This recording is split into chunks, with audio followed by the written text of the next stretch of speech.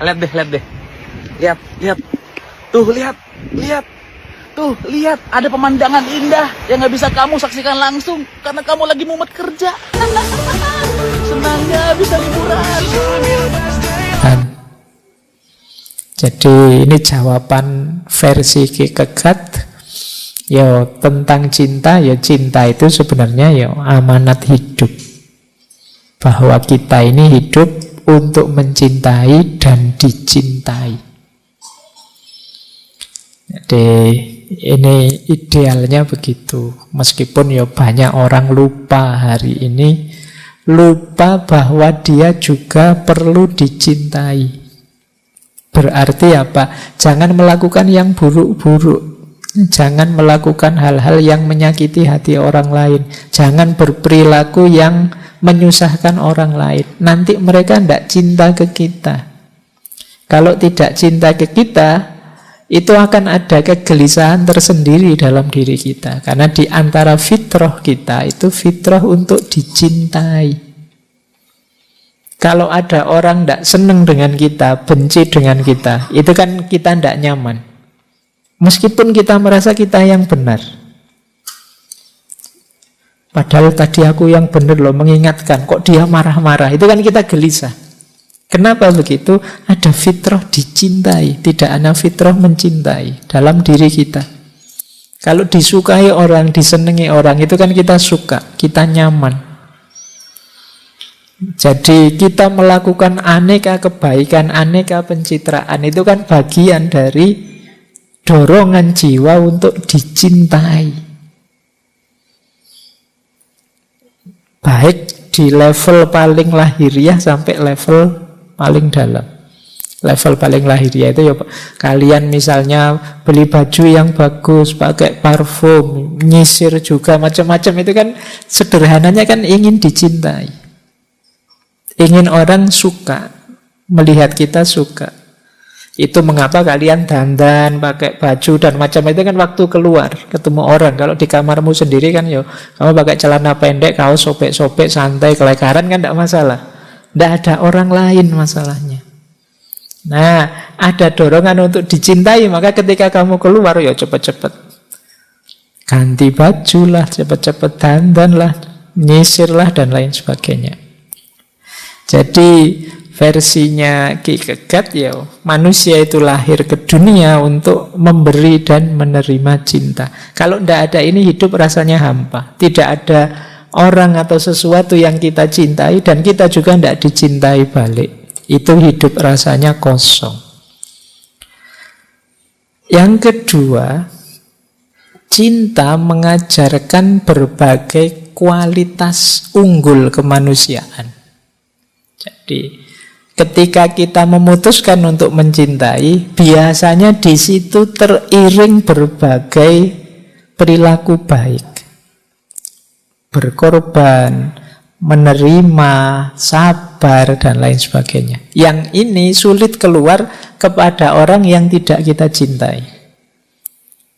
Maka mencintai itu memancing lahirnya sifat-sifat baik, perilaku-perilaku baik. Sehingga dia jadi penting. Yang ketiga, cinta itu membuat hidup lebih hidup. Kalian bisa merasakan lah ya, waktu jatuh cinta, waktu mencintai, itu kan meluap-luap jiwamu. Pengen ketemu terus, pengen dekat terus, pokoknya bergairah sekali hidupmu. Kebalikannya yang sedang patah hati, rasanya dunia gelap mesti. Tidak tahu mau apa lagi. Tidak ada yang enak mau lakukan apa-apa. Kebalikannya. Jadi dalam budaya Jawa ada peribahasa, urip itu urup, hidup itu nyala. Itu kalau kamu telusuri maknanya lebih jauh, yang dimaksud urup itu apa? Nyala cinta. Menghidupkan hidup itu tentu saja dengan cinta. Hidup yang tidak sekedar hidup itu cinta.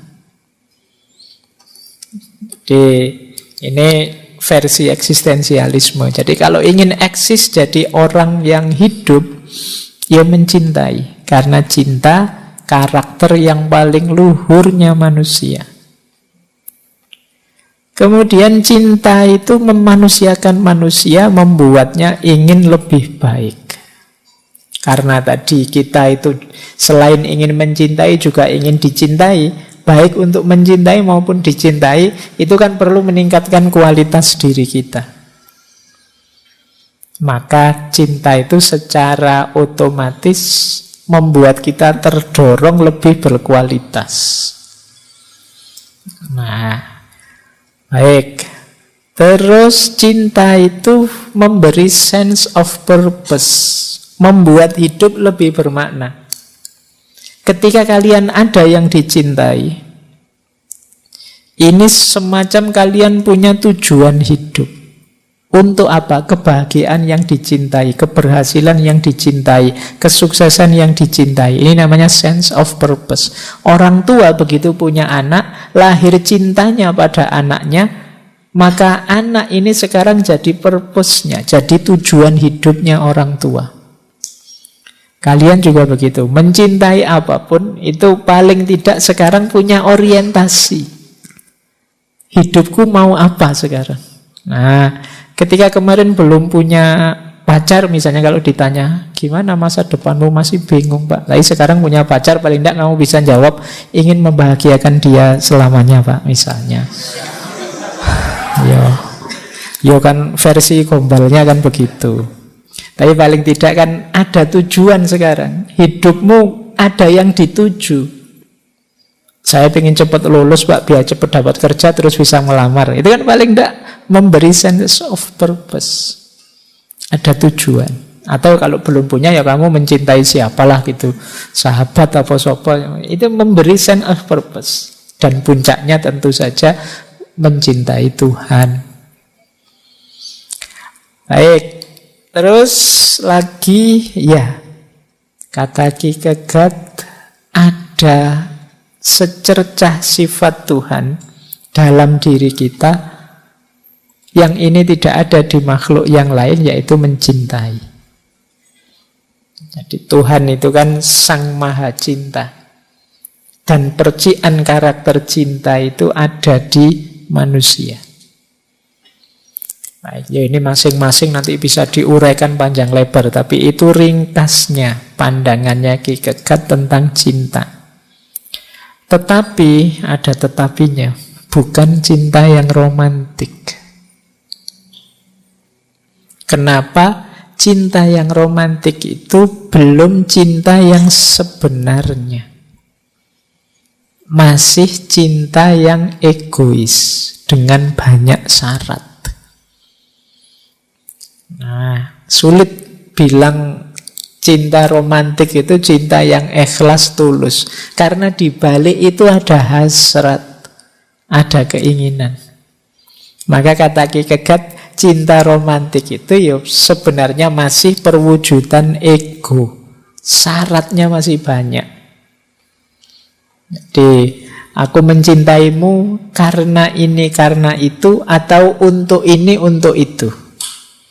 Ini namanya masih ada syaratnya. Kalau ada syaratnya belum tulus. Tulus itu kan apapun dia, seperti apapun kondisinya, feedback apapun yang diberikan padaku, aku tetap mencintai. Ya mungkin ibaratnya orang tua sama anaknya, atau Tuhan sama manusia, itu kan begitu. Tidak ada syarat apa-apa. Kata Ki Kegat, cinta romantik itu tumbuh berdasarkan khayalan-khayalan dan pembenaran utilitarian. Makanya cinta romantik itu banyak lamunan-lamunannya, bayangan-bayangan, khayalan-khayalan. Kalau aku bisa bersamamu seumur hidup, alangkah bahagia hidupku, luar biasa, dan seterusnya. Begitu nikah gegeran. Terus pisah. Terus waktu ditanya, kok nikah belum lama pisah? Tidak ada kecocokan. Kok iso tidak ada kecocokan itu? Lah kemarin mikirnya apa? Nah, jangan-jangan terjebak di khayalan-khayalan. Kemudian pembenaran utilitarian. Pembenaran utilitarian itu karena aku dienakkan, karena aku dinyamankan, karena aku diasikkan, maka aku bisa mencintai terus. Tapi kalau sudah tidak enak, tidak asik, merasa tidak sesuai lagi, ya kita bisa. Ini namanya pembenaran utilitarian.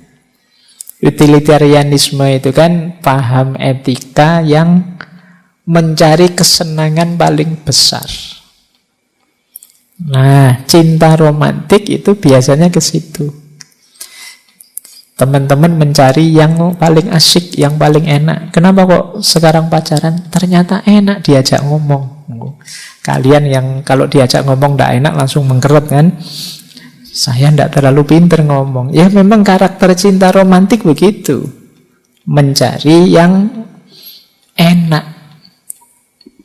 Jadi bukan berarti salah, tapi dia belum sampai ke terminal cinta yang level tinggi tadi, yang ketulusan tadi. Jadi cinta romantik belum. Di cinta romantik perempuan menjadi objek karena jadi hasrat seksualnya laki-laki, sementara laki-laki jadi objek karena dipandang melengkapi dan mendampingi hidupnya perempuan.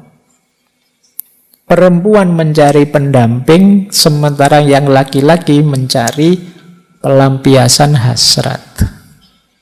Nah, ini teorinya Kierkegaard ya. Kalian boleh setuju, boleh enggak. Kalau jujur mungkin ya setuju. Meskipun alasanmu ndaki-ndaki cinta tulus, ndak pamrih, ndak apa, ya ujung-ujungnya nanti ke situ. Nah, ini pandangannya Kierkegaard tentang cinta romantik. Makanya di cinta yang jenis ini, ya nanti banyak muncul penderitaan. Banyak muncul patah hati. Sulit menemukan misalnya orang tua yang patah hati dengan anaknya misalnya. Kenapa? Cintanya jauh lebih tulus. Meskipun kemarin oleh Kopingho juga dikritik, kadang-kadang juga tidak tulus. Tapi sulit, lebih banyak menemukan kasus patah hati itu di cinta romantik ini.